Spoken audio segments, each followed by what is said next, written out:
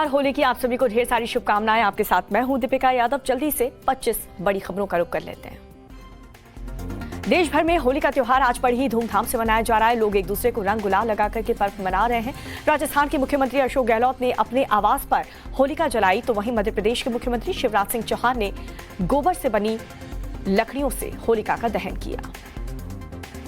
प्रधानमंत्री मोदी आज video conferencing के जरिए मलयालम दैनिक मातृभूमि के शताब्दी वर्ष के मौके पर साल भर होने वाले समारोह का उद्घाटन करेंगे। पीएमओ की तरफ से दी गई जानकारी में बताया गया है कि मातृभूमि सामाजिक सुधार और विकास संबंधित मुद्दों को आगे बढ़ाने में अग्रणी भूमिका निभाती रहेगी। केंद्रीय गृह मंत्री अमित शाह से 2 दिनों के जम्मू कश्मीर दौरे पर रहेंगे और इस दौरान गृह मंत्री परिसीमन अमरनाथ यात्रा और प्रस्तावित विधानसभा चुनाव के मद्देनजर सुरक्षा समीक्षा करने वाले हैं। योगी आदित्यनाथ गोरखपुर दौरे पर है, लेकिन गोरखपुर में होली 19 मार्च को मनाई जाएगी। दरअसल इसके पीछे नरसिंह शोभा यात्रा से जुड़े कारण है। जिस दिन यात्रा निकाली जाती है उसी दिन होली भी मनाई जाती है और 19 मार्च को उदयातिथि होने के कारण शोभा यात्रा भी इसी दिन निकाली जाएगी। कांग्रेस नेता गुलाम नबी आजाद कांग्रेस के अंतरिम अध्यक्ष सोनिया गांधी से मुलाकात कर सकते हैं और इससे पहले गुरुवार को एक बार फिर से G23 के नेताओं की बैठक हुई।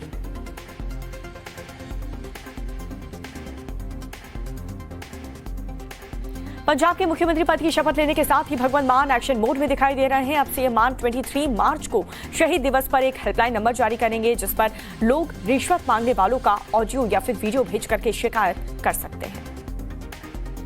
पश्चिम बंगाल की सीएम ममता बनर्जी ने दावा किया है कि इजरायल के जासूसी सॉफ्टवेयर पेगासस ने उसे 4 से 5 साल पहले कांटेक्ट किया था, लेकिन इस दौरान पेगासस ने जासूसी सॉफ्टवेयर के बदले 25 करोड़ रुपए की डिमांड की थी। ममता ने दावा किया है कि उन्होंने पेगासस की इस पेशकश को ठुकरा दिया। गुजरात सरकार के स्कूल में गीता पढ़ाने का फैसला लिया गया है। कांग्रेस का कहना है कि चुनाव आते ही बीजेपी ने धर्म के नाम पर राजनीति करना शुरू कर दिया। आपको ये भी बता दें कि शिक्षा मंत्री जीतू वाघनी ने विधानसभा सत्र के दौरान ये बताया था कि गीता को 6वीं और 12वीं कक्षा के पाठ्यक्रम का हिस्सा बनाया जाए। मनी लॉन्ड्रिंग केस में गिरफ्तार महाराष्ट्र सरकार के मंत्री नवाब मलिक फिलहाल इस्तीफा नहीं देंगे। सूत्रों के मुताबिक एक अहम मीटिंग में पार्टी ने तय किया है कि नवाब मलिक का इस्तीफा नहीं लिया जाएगा।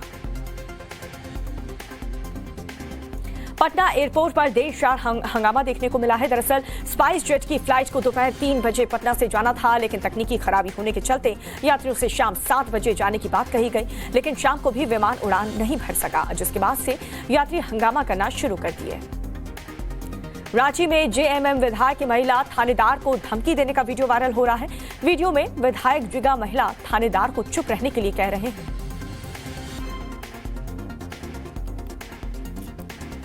कर्नाटक के हासन में एक शख्स की बजरंग दल की कार्यकर्ताओं ने पिटाई कर दी है। दरअसल युवक पर गवर्नमेंट कॉलेज के बाहर धर्म विशेष का प्रचार करने का आरोप लगा है। जैसे ही बजरंग दल को इसकी सूचना मिली, मौके पर पहुंच करके कार्यकर्ताओं ने उस पर थप्पड़ बरसाने शुरू कर दिए।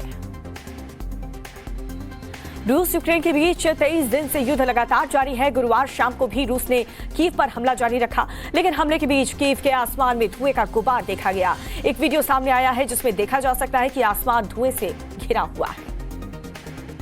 रूस से युद्ध के बीच यूक्रेन के राष्ट्रपति जेलेंस्की अपने घायल लोगों से मुलाकात कर सकते हैं। जेलेंस्की ने कीव के एक अस्पताल में घायलों से मुलाकात की है, साथ ही उनका हौसला भी बढ़ाया और उन्हें किसी बात की चिंता न करने के लिए कहा है।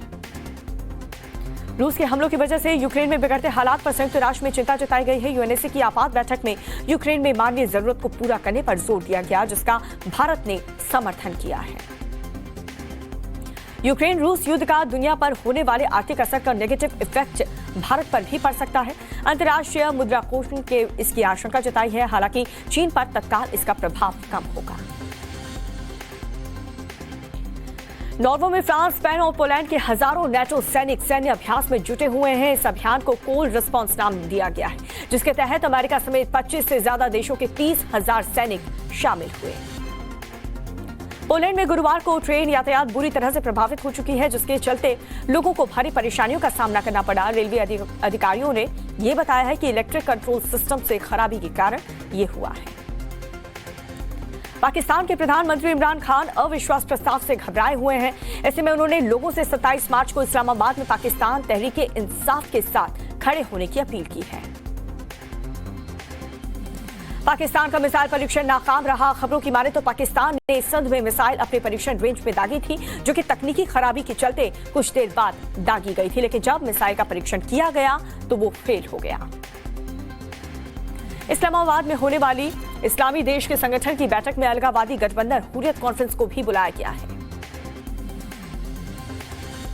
पाकिस्तान ने ऑस्ट्रेलिया के खिलाफ 3 वनडे और 1 T20 मैच के लिए 2 नए चेहरों को चुना है। स्पिनर हाफिज अफरीदी और विकेट कीपर मोहम्मद हारिस को टीम से शामिल किया गया।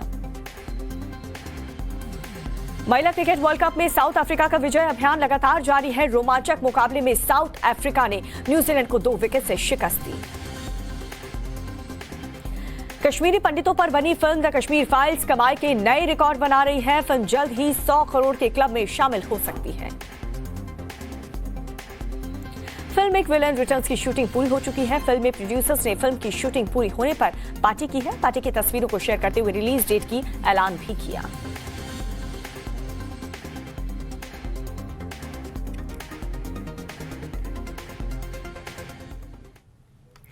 और अब वक्त है स्पेशल सेगमेंट 1 मिनट में पूरी खबर जानने का। पहली खबर होली से जुड़ी हुई है। आज पूरे देश में धूमधाम से होली का त्योहार मनाया जा रहा है। काशी से मथुरा तक हर तरफ हुरियारों की टोली रंगों में सराबोर होकर के मस्ती में जुटी हुई है। रंगों के त्योहार होली का जश्न देश भर में जारी है। बाबा विश्वनाथ की नगरी काशी पर तो एक दिन पहले से ही फगुआ का रंग चढ़ चुका है। ये नजारा 80 घाट का है, जहां रंग गुलाल के साथ हुरियारों पर होली की खुमारी चढ़ी है। काशी में रंग एकादशी से ही रंगोत्सव का सिलसिला शुरू हो जाता है। गंगा घाटों पर लोग मस्ती में डूब जाते हैं। ऐसे में हर बार की तरह इस बार भी गंगा किनारे रंग भंग के साथ महफिल सजी और काशी वाले होली की मस्ती में डूबे हैं। भगवान कृष्ण की नगरी की होली की बात तो और भी निराली है। यहाँ होली आते ही ऐसा लगता है मानो खुद भगवान कृष्ण अपनी टोली लेकर गोपियों संग गली गली होली खेलने निकल पड़े हैं। सरहदों की हिफाजत में तैनात हमारे जाबाज जवान भी होली के जश्न में डूबे हैं। घर वालों के साथ रंग गुलाल उड़ाने का मौका नहीं मिला तो क्या हुआ। जम्मू कश्मीर के पूंछ में युवाओं की टोली ने अपने रणबांकुरों के साथ होली खेलने में कोई कसर नहीं छोड़ी। कहा जाता है कि होली के दिन दुश्मन भी गले मिल जाते हैं और इसकी एक झलक कल चंडीगढ़ में दरअसल देखने को मिली है, जब होली मिलन के हरियाणा के सीएम मनोहर लाल खट्टर और पंजाब के मुख्यमंत्री भगवंत मान एक दूसरे को गुलाल लगाते हुए नजर आए। पहले एक दूसरे को गुलाल लगाए, फिर फूल की पंखुड़ियां उड़ेली। ये नजारा चंडीगढ़ का है, जहां हरियाणा राजभवन में होली मिलन हुआ तो हरियाणा और पंजाब की पूरी सरकार होली के जश्न में डूबी नजर आई। इस होली मिलन में हरियाणा के राज्यपाल बंडारू दत्तात्रेय, मुख्यमंत्री मनोहर लाल खट्टर, पंजाब के गवर्नर BL पुरोहित और नए नवेले सीएम भगवंत मान ने जमकर होली खेली। होली दूरियों को मिटाने का त्योहार है। इसकी मिसाल हरियाणा राजभवन में दिखी, जहां 2 राज्यों और 2 अलग अलग पार्टियों के मुख्यमंत्रियों ने होली के मौके पर सारे फर्क मिटा दिए। छत्तीसगढ़ के सीएम भूपेश बघेल पर भी एक दिन पहले ही होली का रंग चढ़ा दिखा। बघेल ने ये वीडियो खुद सोशल मीडिया में शेयर किया है, जिसमें वो नगारे पर हाथ आजमा रहे हैं। वीडियो में बघेल अपने नाती को नगारे की ट्रेनिंग देते दिखाई दे रहे हैं।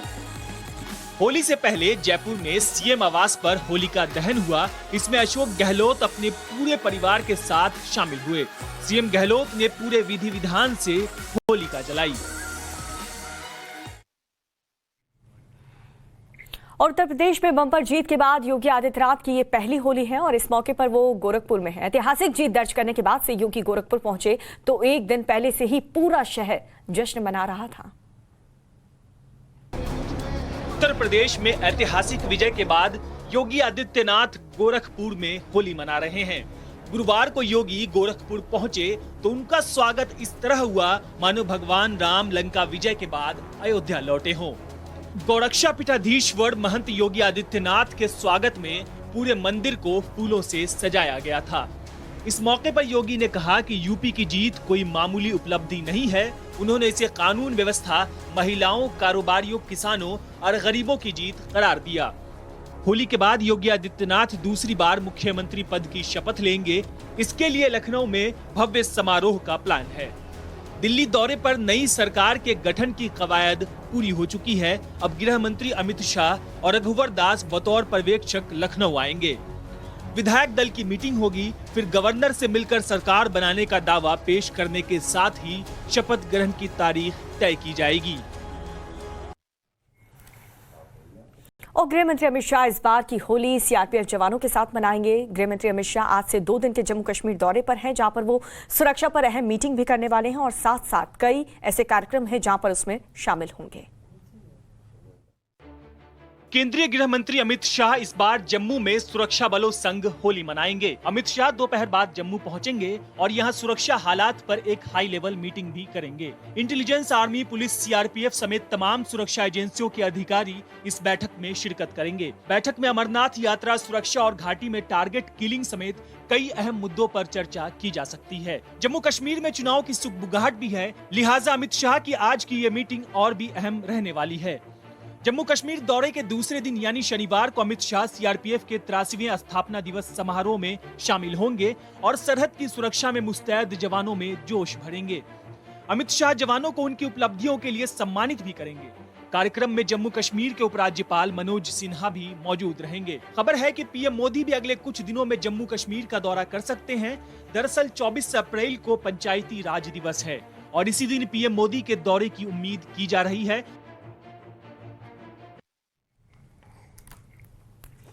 और होली के रंग में कांग्रेस में टूट का भंग मिलने का खतरा मंडरा रहा है। हालांकि मेल मिलाप की कवायद भी जारी है। एक तरफ ग्रुप 23 के कड़े रुख के बीच आज पहली बार गुलाम नबी आजाद और सोनिया गांधी की मुलाकात हो सकती है। इस मीटिंग से पहले कल दिन भर क्या क्या हुआ, इस रिपोर्ट में देखिए। 5 राज्यों में करारी हार के बाद कांग्रेस की अंदरूनी रार चरम पर है। 24 घंटे में दूसरी बार कांग्रेस के नाखुश नेताओं के ग्रुप 23 ने मीटिंग की। गुलाम नबी आजाद के घर पर हुई बैठक में भूपेंद्र सिंह हुड्डा, आनंद शर्मा और कपिल सिब्बल ने शिरकत की। मीटिंग करीब 1 घंटे चली। G23 फुल एक्टिव मोड में है। ऐसे में अब खबर ये भी है कि सोनिया गांधी ने G23 के नेताओं से संपर्क साधा है। सूत्रों के मुताबिक सोनिया ने बुधवार को आजाद से संपर्क किया और अब शुक्रवार को यानी आज सोनिया से आजाद की मुलाकात हो सकती है। इस बीच कांग्रेस से कपिल सिब्बल को निकालने की मांग भी जोर पकड़ती जा रही है। छत्तीसगढ़ के हेल्थ मिनिस्टर टीएस सिंहदेव ने सिब्बल को पार्टी से फौरन निकालने की मांग की है, लेकिन ग्रुप 23 ने भी अपना स्टैंड क्लियर कर दिया है कि उसे सिब्बल पर कार्रवाई मंजूर नहीं है। इसे लेकर भूपेंद्र सिंह हुड्डा ने गुरुवार को राहुल गांधी से भी मुलाकात की। और सरकारी कॉलेज के बाहर धर्म का प्रचार करना एक शख्स को काफी ज्यादा महंगा पड़ गया। दरअसल बजरंग दल वालों ने पहले तो उसकी जमकर पिटाई कर दी और उसे पुलिस के हवाले कर दिया है। कहां की ये घटना है, ऐसा क्यों हुआ, इस रिपोर्ट में देखिए। जिसकी पिटाई हो रही है उसका नाम मनु है और जो इसकी पिटाई कर रहे हैं वो बजरंग दल से जुड़े लोग बताए जा रहे हैं। मनु पर आरोप है कि वो कॉलेज के बाहर ईसाई धर्म से जुड़े पर्चे बांट रहा था, जिसके खिलाफ बजरंग दल वालों ने इसकी जमकर पिटाई कर दी। मामला कर्नाटक के हासन का है, जहां गवर्नमेंट कॉलेज के बाहर मनु नाम का ये शख्स ईसाई धर्म के प्रचार से जुड़े पर्चे बांट रहा था। जिसकी खबर बजरंग दल के लोगों को मिली तो वो फौरन मौके पर पहुंचे और मनु को ताबड़तोड़ थप्पड़ जड़ने शुरू कर दिए। पिटाई के बाद बजरंग दल वालों ने इस शख्स को पुलिस के हवाले कर दिया, जहां इसके खिलाफ धार्मिक भावनाओं को आहत करने के आरोप में आईपीसी की धारा 295A के तहत मुकदमा दर्ज कर गिरफ्तार कर लिया गया। जिस पर्चे को लेकर इस शख्स की पिटाई की गई उसके पीछे कौन लोग हैं ये जांच का विषय है, लेकिन बजरंग दल वालों ने जिस तरह से कानून हाथ में लिया उसे भी जायज नहीं ठहराया जा सकता है। और पटना एयरपोर्ट पर गुरुवार की शाम जम करके गदर मचा। दरअसल यात्रियों ने फ्लाइट कैंसिल होने पर काफी ज्यादा बवाल खड़ा कर दिया है और एयरलाइंस के स्टाफ की क्लास लगा दी। ये बवाल किसी गली, नुक्कड़ या सड़क पर नहीं हो रहा है, बल्कि ये मंजर पटना एयरपोर्ट का है, जहां फ्लाइट कैंसिल होने पर यात्रियों का गुस्सा भड़क उठा। एक तो फ्लाइट रद्द हो गई और ऊपर से एयरलाइंस के स्टाफ पर बदसलूकी का आरोप भी लगा। ऐसे में लोगों का आक्रोश दोगुना हो गया। गुरुवार की दोपहर 3 बजे पटना से स्पाइस जेट की फ्लाइट पुणे के लिए रवाना होनी थी। लेकिन तकनीकी खराबी की वजह से प्लेन उड़ान नहीं भर सका। यात्रियों को एयरलाइंस की तरफ से शाम 7 तक का वक्त दिया गया, लेकिन 7 बजे भी विमान नहीं उड़ा तो यात्रियों का सब्र जवाब दे गया। हंगामे और शोर शराबे के बीच कुछ महिला यात्रियों ने एयरलाइंस स्टाफ पर धक्का मुक्की और बदसलूकी का आरोप लगाया, तो लोगों का गुस्सा और भड़क उठा। बवाल की वजह से एयरपोर्ट पर अफरा तफरी मच गई। सीआईएसएफ के जवान मौके पर पहुंचे तो उन्हें भी लोगों की नाराजगी झेलनी पड़ी। इस बीच एयरलाइंस के स्टाफ काउंटर बंद कर एयरपोर्ट से फरार हो गए। इसी दौरान दूसरी फ्लाइट की आवाजाही भी बाधित हो गई। और फिलहाल रुक रहे बुलेटिन में बहुत छोटे से ब्रेक के लिए जल्द होंगे हाजिर। आप बने रहिए टाइम्स नाउ अब भारत के साथ।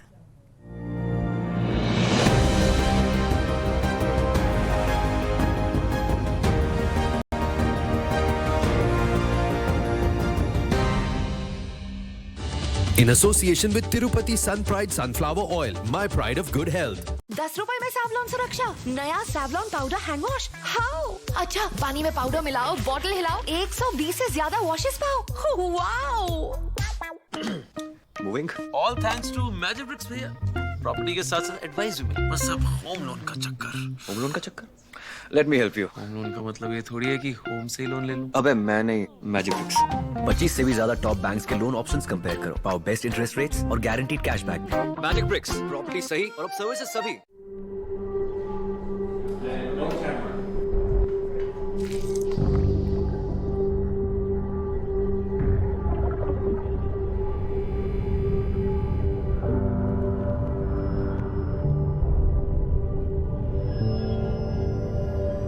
झंझनाहट से जल्द आराम पाएं। सेंसोडाइन रैपिड रिलीफ के साथ काम करें 60 सेकंड में। पापा, किनोआ क्या होता है? बेटा, it's a superfood which is rich source of protein. यानी किनोआ खाना चाहिए? Of course. यानी आप हमें रोकेंगे नहीं ना? Never. अरे, चोको स्प्रेड? किनोआ वाला चोको स्प्रेड। नए न्यूट्रोलाइट चोको स्प्रेड में है प्रोटीन युक्त सुपरफूड किनोआ और क्रंचटास्टिक चॉकलेटी टेस्ट। न्यूट्रोलाइट मुबारक हो। चोको स्प्रेड हेल्दियर हो गया। अच्छी है, बाली अच्छी है, छोटी तारीफ बड़ा असर। वैसे ही एंगेज ऑन, छोटा पॉकेट बड़ा असर। 10 साल बाद भी ऐसी शान। बर्जर लॉन्ग लाइफ पेंट, जिसका पीयू सिलिकॉन दे धूल, बारिश और फंगस से प्रोटेक्शन और ब्यूटी चले long. Berger long life paint.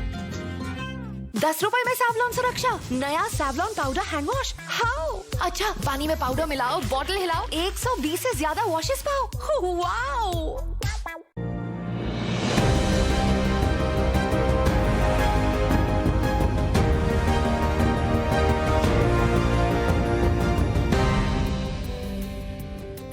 और ब्रेक के बाद एक बार फिर से आप सभी का स्वागत है। कुछ और खबरों का रुख कर लेते हैं। पंजाब के नए नवेले मुख्यमंत्री भगवंत मान ने करप्शन के खिलाफ एक कड़े तेवर दिखाए हैं। शुरुआत में ही उन्होंने भ्रष्टाचार की शिकायत के लिए दरअसल एक हेल्पलाइन नंबर बाकायदा जारी करके ऐलान कर दिया है कि पंजाब के लोग इस पे रजिस्टर करवा सकते हैं अपनी सभी शिकायत। किसे करेंगे करप्शन की शिकायत, इस रिपोर्ट में देखिए। पंजाब के मुख्यमंत्री की कमान संभालने के बाद भगवंत मान फुल एक्शन में हैं। मान ने 16 मार्च को शहीद भगत सिंह के गांव खटकड़ कला में शपथ ली और अब 23 मार्च को शहीदी दिवस के दिन करप्शन के खिलाफ बड़ी मुहिम शुरू करने वाले हैं। मान ने इसका ऐलान 17 मार्च को ही कर दिया। दरअसल सीएम भगवंत मान 23 मार्च को एंटी करप्शन हेल्पलाइन लॉन्च करेंगे। अपने इस प्लान के ऐलान के वक्त उन्होंने कहा कि पंजाब में भ्रष्टाचार नहीं चलेगा। भगत सिंह के शहीदी दिवस पर वो एंटी करप्शन हेल्पलाइन नंबर जारी करेंगे, जो उनका पर्सनल व्हाट्सएप नंबर होगा। इस नंबर पर लोग करप्शन की शिकायत करेंगे। सीएम मान ने पंजाब के लोगों से कहा कि अगर कोई रिश्वत मांगे तो उसकी वीडियो ऑडियो रिकॉर्डिंग करके वो डायरेक्ट उन्हें भेज दें। वो भ्रष्टाचारियों पर कड़ा एक्शन लेंगे। दिल्ली में अरविंद केजरीवाल की अगुवाई में पहली बार सरकार बनाने के बाद भी ऐसी मुहिम शुरू हुई थी। अब वही मॉडल पंजाब में भी लागू करने की तैयारी है। और इजरायली जासूसी सॉफ्टवेयर पेगासस पर ममता बनर्जी के एक दावे से हड़कंप मच गया है। दरअसल इजरायली कंपनी के ऑफर पर ममता ने क्या दावा किया है, देखिए रिपोर्ट। मिशन 2024 की तैयारियों में जुटी पश्चिम बंगाल की सीएम ममता बनर्जी ने बड़ा दावा किया है। ममता ने दावा किया कि इजराइल के जासूसी सॉफ्टवेयर पेगासस ने उनसे 4 से 5 साल पहले कांटेक्ट किया था। टीएमसी सुप्रीमो के मुताबिक पेगासस ने उनके पुलिस महकमे से संपर्क साधा था। इस दौरान पेगासस ने जासूसी सॉफ्टवेयर के बदले 25 करोड़ रुपए की डिमांड की थी। ममता ने दावा किया कि उन्होंने पेगासस की इस पेशकश को ठुकरा दिया क्योंकि उन्हें जजों और अफसरों के खिलाफ इसके सियासी इस्तेमाल की आशंका थी। ममता ने यह भी आरोप लगाया कि उनका फोन टैप किया जा रहा है। पेगासस का मामला 2019 में सुर्खियों में आया था जब भारत की सैकड़ों मशहूर हस्तियों के फोन जासूसी सॉफ्टवेयर के रडार पर होने का दावा किया गया था। इसे विपक्षी पार्टियों ने बड़ा मुद्दा बनाया था, सरकार को कटघरे में खड़ा किया था। फिलहाल इस मामले की सुनवाई सुप्रीम कोर्ट में चल रही है।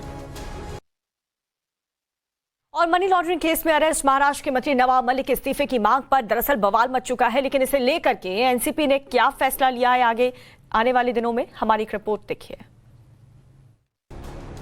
मनी लॉन्ड्रिंग के केस में गिरफ्तार महाराष्ट्र सरकार के मंत्री नवाब मलिक फिलहाल इस्तीफा नहीं देंगे। सूत्रों के मुताबिक एनसीपी में इस मुद्दे पर एक अहम मीटिंग हुई जिसमें पार्टी ने तय किया कि नवाब मलिक का इस्तीफा नहीं लिया जाएगा। उनके मंत्रालय में कुछ काम लंबित हैं, ऐसे में दूसरे मंत्री उस काम का निपटारा करेंगे। एनसीपी के मुताबिक मलिक के खिलाफ जो भी आरोप लगाए गए हैं वो राजनीतिक बदले की कार्रवाई और झूठे हैं। नवाब मलिक को लेकर एक और बड़ी खबर सामने आई है। नवाब के बेटे ने पिता की जमानत के बदले ठगी की कोशिश का आरोप लगाया है। इसे लेकर विनोबा भावे नगर थाने में एफआईआर भी दर्ज कराई गई है, जिसमें इम्तियाज नाम के शख्स पर नवाब की बेल के एवज में 3 करोड़ रुपए की डिमांड करने का आरोप लगाया गया है। शिकायत के मुताबिक इम्तियाज ने नवाब मलिक के बेटे से ईमेल के जरिए संपर्क किया और जमानत के बदले 3 करोड़ रुपए की मांग की। रिश्वत की ये रकम बिटकॉइन के तौर पर मांगने का दावा किया गया है। और गुजरात में इसी साल विधानसभा चुनाव है, ऐसे में चुनावी माहौल बनना शुरू भी हो चुका है। सूबे की बीजेपी सरकार ने चुनावी साल में ही स्कूल में गीता की पढ़ाई शुरू करने का ऐलान किया है। इसे लेकर के कांग्रेस ने आखिर ऐतराज क्यों जताया, देखिए रिपोर्ट। गुजरात के स्कूलों में अब श्रीमद् भगवत गीता की गूंज सुनाई देगी। दरअसल यहाँ की बीजेपी सरकार ने स्कूलों में गीता पढ़ाने का फैसला लिया है। नई शिक्षा नीति के तहत गीता सार को गुजरात के स्कूलों में 6ठी से 12वीं क्लास के सिलेबस का हिस्सा बनाया जाएगा। इसका ऐलान खुद सूबे के शिक्षा मंत्री जीतू वाघानी ने किया। श्रीमद् भगवत गीता का मूल्य और उसका सिद्धांत हम विद्यार्थी के जीवन में असर और उसके लिए एक आदर्श बनाने के लिए उसमें डालेंगे। कांग्रेस ने इस फैसले की टाइमिंग पर सवाल खड़े किए हैं। गुजरात कांग्रेस का कहना है कि उन्हें गीता की पढ़ाई से कोई आपत्ति नहीं है, लेकिन चुनाव से ठीक पहले गीता को स्कूली सिलेबस का हिस्सा बनाना चुनावी एजेंडा से ज्यादा कुछ नहीं है। कांग्रेस का आरोप है कि बीजेपी धर्म का माहौल बनाकर चुनाव जीतना चाहती है। और आप देख रहे हैं टाइम्स नाउ भारत, यहाँ पर खबरों का सिलसिला लगातार जारी है।